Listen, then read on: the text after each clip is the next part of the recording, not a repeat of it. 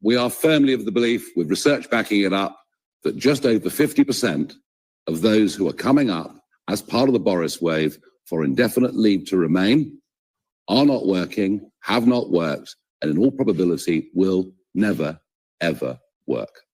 And by the way, if you want to challenge what I've just said, ask the government for the numbers. Ask the British government for the numbers, because we've been trying for quite a long time and failed. Maybe with the might and the power of the Financial Times, you can get a straight answer. I see one more hand up over there, if you want to pass the microphone down.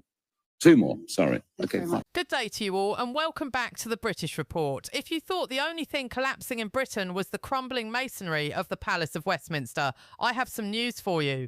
The political tectonic plates aren't just shifting, they are performing a full-scale breakdance. And right at the centre of the storm is a man who seemingly thrives on chaos like a seagull thrives on stolen chips. I am, of course, talking about Nigel Farage. While Sir Keir Starmer and Rachel Reeves appear to be playing a very sombre game of Tetris with the national budget, Reform UK has been busy scaling the polls with the kind of momentum that makes a landslide look like a light dusting of snow. We are talking about a total demolition of the established order, a textbook case, as some are calling it, of the elite being caught in the headlights. Quick favour, if you are loving this, hit that subscribe button. Over 92% of viewers haven't yet. It's free, it takes a second and means the world to us. Thanks if you did. Now back to the show. Now let us dive straight into the numbers, because if these statistics were a weather forecast, Downing Street would be boarding up the windows and heading for the cellar.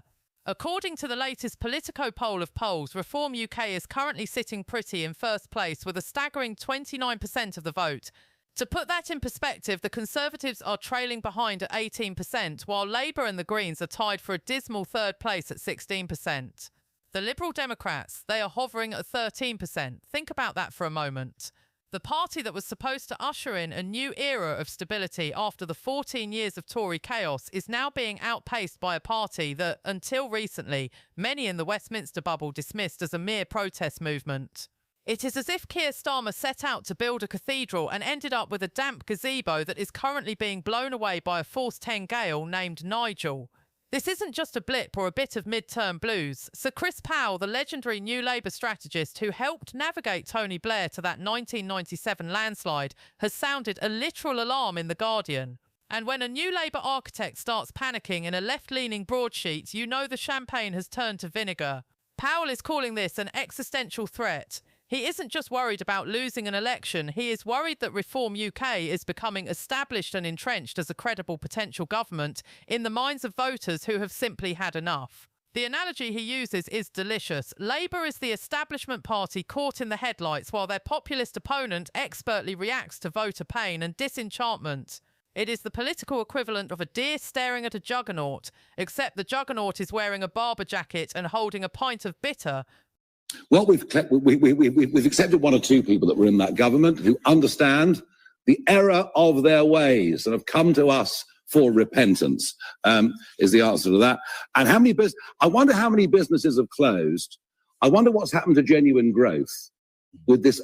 If you actually have a look at what has happened to UK productivity since Blair launched the mass migration experiment, you will find it has actually been, in productive terms, a disaster for this country. So how many firms that could have prospered haven't? How many have gone bust that shouldn't have done? It's led to a change of culture that has been ruinous. But why is the establishment so utterly petrified? Because the old tricks simply aren't working anymore, and the experts are starting to realise that calling everyone you disagree with a name isn't a substitute for having a plan. Sir Chris Powell's warning is a scathing indictment of the current Labour leadership. He claims they have no plan, zero, zilch, nada to deal with the reform surge. He argues that just hoping Farage will implode or that the right-wing vote will fracture is potentially suicidal. It is like watching a captain ignore a massive iceberg because they are too busy polishing the silverware in the first-class dining room. Powell is screaming for a fundamental reset and a no-holds-barred thinking approach. He even suggested Labour needs a semi-autonomous digital narrative unit to wage a daily war for attention online. Translation, we are losing the internet and Nigel is winning it by filming himself in front of a dinghy, while we are still trying to figure out how to post a PDF on X. And let us talk about that war for attention. While Rachel Reeves is busy explaining the complexities of fiscal rules to an increasingly sleepy audience, Reform is tapping into a raw, unvarnished anger. Lee Anderson, the Reform MP who is never one to mince his words, hit back at the Labour panic by saying the lefties are petrified. He pointed out that the more smears and lies the establishment throws at them, the stronger they get. It is a classic backfire effect. Every time a government minister goes on television to lecture the public about why they shouldn't like Reform, another 1,000 voters seemingly decide to head over to the Reform website. Anderson's take is simple. The British public are sick to death of being lectured by out-of-touch elites who, in his view, have spent decades betraying the very people they were supposed to represent. If the polls are the symptoms, then the government's approval ratings are the terminal diagnosis. Let us look at the popularity of the duo currently steering the ship, Keir Starmer and Rachel Reeves.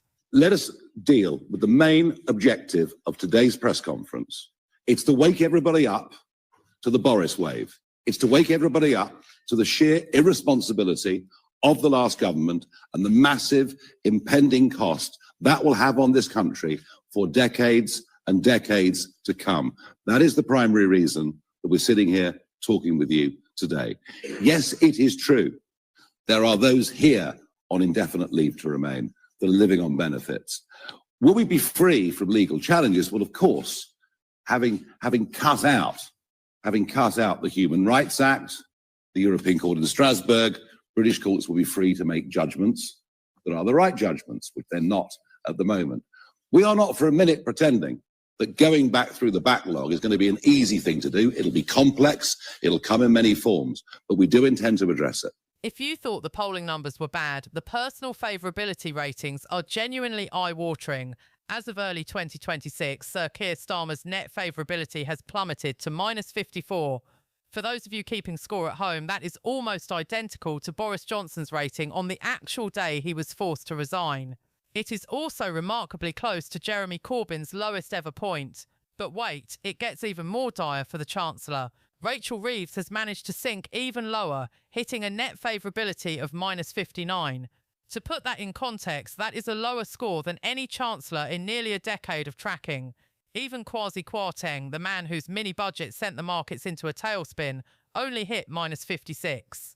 When your Chancellor is less popular than the person who accidentally blew up the economy, you have a bit of a branding problem. The public perception is that nothing is working. The trains are still a mess, the NHS waiting lists are still gargantuan, and the cost of living continues to bite like a hungry terrier.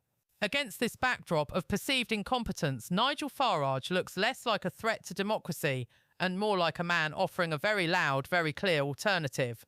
Whether you agree with his solutions or not, you cannot deny that people are listening. The hold your nose vote that Labour relied on to get into power is evaporating. Voters aren't holding their noses anymore, they are walking out of the shop entirely. So what is the existential threat exactly?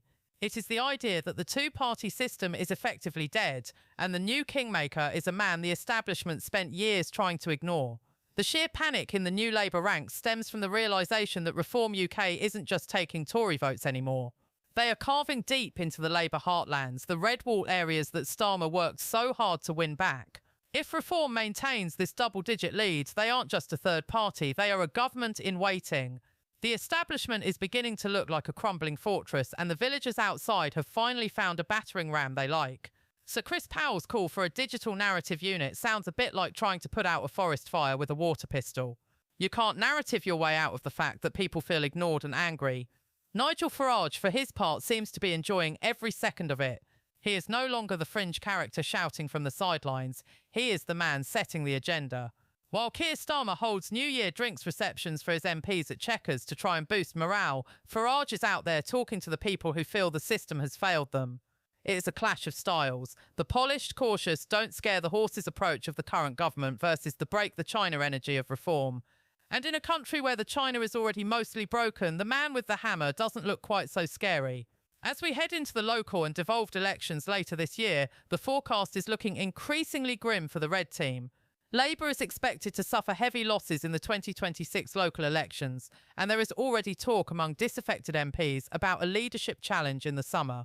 When your own backbenchers are looking at the exit signs before you've even finished your first term, the situation is beyond tricky.